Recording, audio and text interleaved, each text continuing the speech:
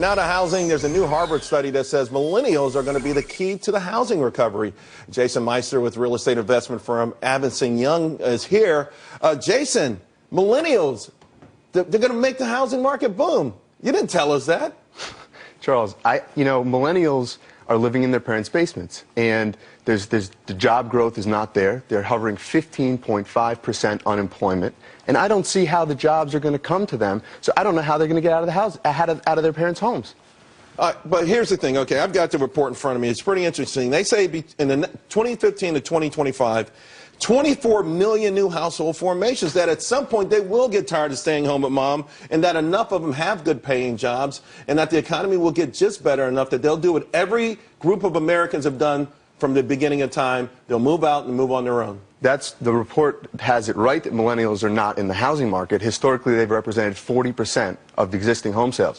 What they don't have right is that I don't know how they're getting out of their parents' homes. You have 15.5% unemployment. You have interest rates that are going to rise eventually. And I just don't see how they're getting out. Well, the thing, Mary, though, is we know that I think in the top 100 markets, metropolitan areas, renting is significantly more expensive than owning. It seems to me the main problem might be just the down payment.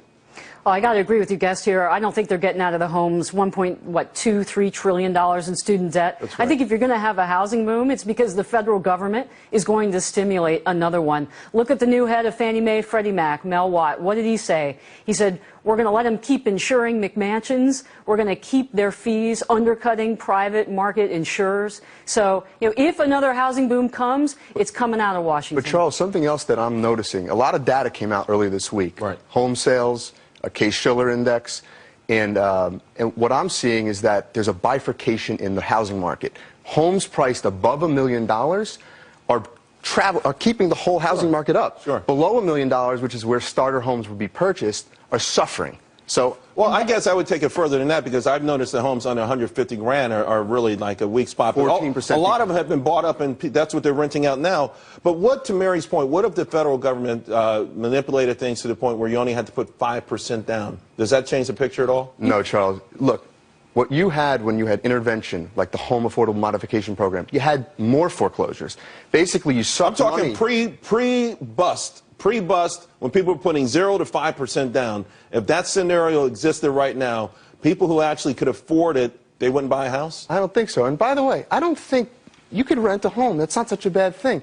We have to separate investments from our housing needs. You put a roof over your head. You don't need to invest in a home. Invest in a REIT if you like real estate. Charles, you can put 3.5% down. You just go to the Federal Housing Administration. They're doing subprime loans right now, today. To the same degree they were before? We're getting there. They're going to get back up to those levels. Right, Jason. Mark my words. I got more faith in your age group than you do, my man.